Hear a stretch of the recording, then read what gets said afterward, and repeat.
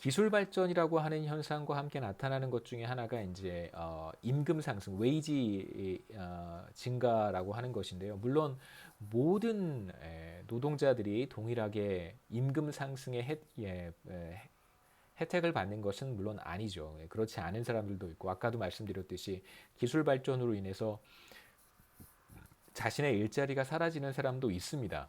그러니까 이제 우리가 그러한 뭐 다양한 상황을 다 고려하는 것은 아니고요. 이제 평균적으로 보았을 때 기술 발전은 이제 임금 상승과 함께 나타나고요.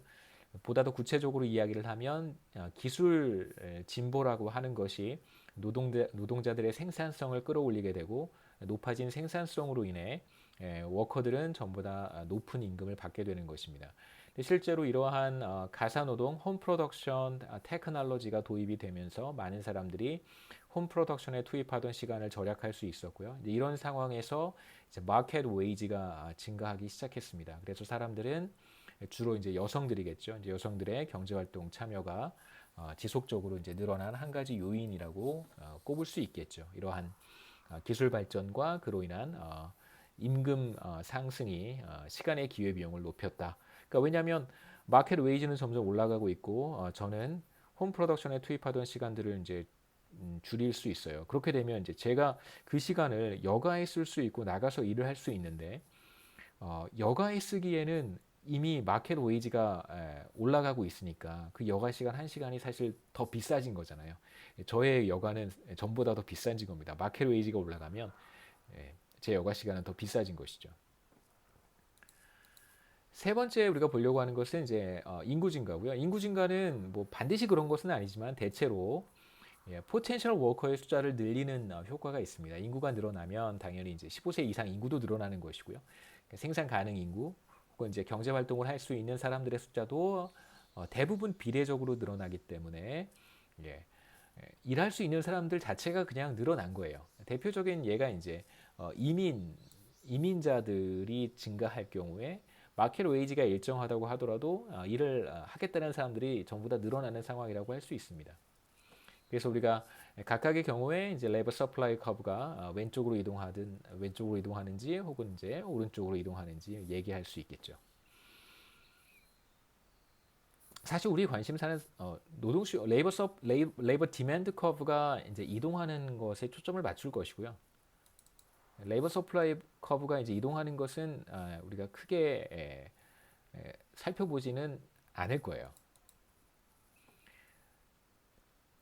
자, 아까도 잠깐 말씀드렸듯이 처음에 우리가 레이버 서플라이 커브에 대한 이야기를 할 때는 이제 개별 경제 주체 혹은 이제 한 사람의 노동자가 웨이지의 변화에 따라서 노동 시간을 얼마나 늘릴 것인가를 결정하는 문제라고 보았고 제가 그것을 비교적 좀 긴 시간 설명을 드렸습니다. 어떻게 경제 전체의 레이버 서플라이 커브로 변환할 수 있는지 모두 다 더하는 것은 맞는데 우리의 관심사가 이제 노동 시간에서 사람의 숫자, 취업자 숫자로 넘어가기 때문에 이제 그걸 다루는 방식을 제가 간단하게 설명을 드렸고요.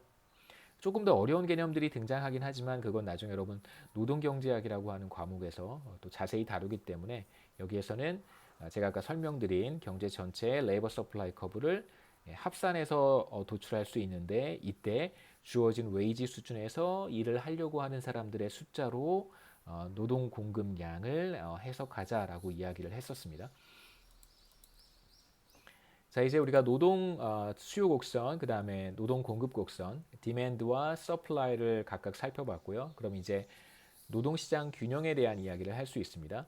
그래서 우리의 관심은 1차적으로 comparative labor market을 볼 텐데요. comparative 하다는 뜻은 예, 경쟁적이다. 혹은 뭐 우리가 경제학 원론 전반부에서 이제 시장 구조, 마켓 스트럭처를 공부를 할 때 어떤 시장이 완전 경쟁적이다라고 하는 표현들을 보통 쓰는데요. perfectly competitive 하다라고 한다면 보통 이런 상황을 이야기를 합니다. 그러니까 디맨드 하는 사람들도 굉장히 많고 서플라이 하는 사람들도 굉장히 많아서 그 누구도 시장 가격에 영향을 미치지 못하는 상태를 우리가 일반적으로 완전 경쟁적인 시장이라고 얘기를 하고요. 그 다음에 뭐 몇 가지 더 추가를 한다면 정보에 문제가 없는 거예요. 그러니까 디맨드하는 사람들도 자신의 문제와 뭐 서플라이 측면의 모든 상황들을 다 알고 있고, 이제 서플라이 하는 사람들도 시장 상황과 디맨드하는 사람들의 어떤 특성이라든가 이런 것들을 다 알고 있습니다. 그래서 감추어진 정보라든가 혹시 모르는 것들이 존재하지 않는 정보가 완전하게 공유되고 있는 그런 우리 시장을 완전 경쟁적인 시장이라고 하는데요. 우리가 1차적으로 완전 경쟁적인 시장에서 균형이 어떻게 결정이 되는지 살펴보겠습니다. 그래서 균형에서 두 가지가 결정이 되겠죠. 하나가 가격이 결정될 것이고 균형에서 수량이 결정될 거예요. 우리가 균형 가격을 equilibrium wage라고 부를 거고요. 균형 임금. 그 다음에 이제 균형에서의 equilibrium quantity를 우리는 이제 균형 고용량이라고 부를 텐데, 이게 바로 우리가 지금 23장에서 보고 있는 employment라고 해석할 수 있습니다. 그래서 경쟁적인 노동시장에서의 균형은 뭐 다른 여타 시장에서와 마찬가지로 수요 곡선과 공급 곡선이 만나는 점에서 결정이 되겠죠. 그래서 우리가 수요 곡선과 공급 곡선을 각각 그려보면 균형을 쉽게 찾을 수 있습니다. 그래서 이 그림에서 균형이 바로 여기고요. 여기가 바로 레이버 마켓 이퀄리브리엄이라고 부르고, 이때의 가격이 바로 웨이지, 이퀄리브리엄 웨이지고요. 균형 임금. 그 다음에 균형 수량에 해당하는 것이 바로 이퀄리브리엄 임플로이먼트라고 부르겠습니다. 균형 고용이라고 불러보죠. 그래서 이렇게 해석할 수 있어요. 균형 상태에서 균형에서 웨이지가 W 스타로 결정이 될 텐데, 이 W 스타에서 경제 전체의 모든 기업들이 수요하고자 하는 고용량 L 스타와, 그게 바로 수요 측면에서 지금 보고 있는 W 스타에서의 노동 수요량이 되겠죠. 그것이 무엇과 같아지냐면 이퀄리브리엄 웨이지 W 스타에서 경제 전체의 모든 가게들이 혹은 노동자들이 공급하려고 하는 노동 공급량 L스타와 같아진다, 이렇게 볼 수 있습니다.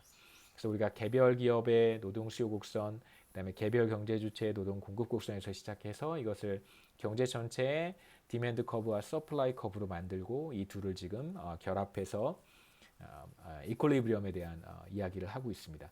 만일 마켓 웨이지가 W 스타 이퀄리브리엄 웨이지보다 높아진다면 어떤 일이 벌어질까요? 그러면 일을 하려고 하는 사람들이 기업들이 수요하고자 하는 노동력보다 더 많아지게 됩니다. 그래서 초과 공급 현상이 나타나겠죠. excess supply가 나타나고요. 그러니까 웨이지가 높으면 당연히 일을 하려고 하는 사람들이 더 많아집니다. 그래서 excess supply, 초과 공급 현상이 나타납니다. 그렇게 되면 시장 메커니즘에 의해서 이제 웨이지는 하락하게 되고요.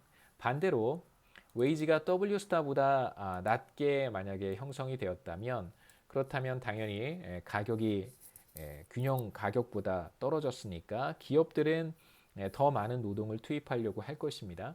하지만 웨이지가 낮다면 이 정도 웨이지 수준에서는 일을 하려고 하는 사람들은 이만큼밖에 되지 않죠. 그래서 이 경우에는 이제 excess demand, 초과 수요 현상이 나타나고, 초과 수요 현상이 나타나게 되면 시장 메커니즘에 의해서 웨이지는, 마켓 웨이지는 상승하게 되겠죠. 그래서 궁극적으로 레이버 마켓은 균형에서 임금과 고용량이 결정이 됩니다. 그래서 우리는 지금 인플로이먼트에 대한 이야기를 하고 있어요. 경제 전체의 고용 수준이 어떻게 결정이 되는가? 레이버 마켓의 서플라이 디맨드 메커니즘에 의해서 결정이 된다, 이렇게 얘기할 수 있습니다. 우리가 계속해서 다양한 이슈들을 보려고 하는데, 여기에서 한 가지 개념을 좀 분명히 해두고 넘어가야 됩니다. 지금 우리는 comparative equilibrium을 보고 있어요. 그러니까 완전 경쟁 균형을 보고 있습니다. 경쟁 균형을 보고 있는데, 이때 우리가 형성된 마켓 웨이지, 이퀄리브리엄 웨이지를 W 스타라고 했는데요. 이퀄리브리엄이라고 하는 것은 다양한 균형이 존재할 수 있어요. 그러니까 하나의 균형만 존재하는 것은 아닙니다. 그러니까 균형이라고 했을 때 우리가 여러 가지 의미를 내포하고 있는데, 우리가 지금 생각하는 균형은 사실 어떤 균형이냐면, 상대방이 균형 상태에서 어떠한 행동을 하고 있어요. 그러면 나는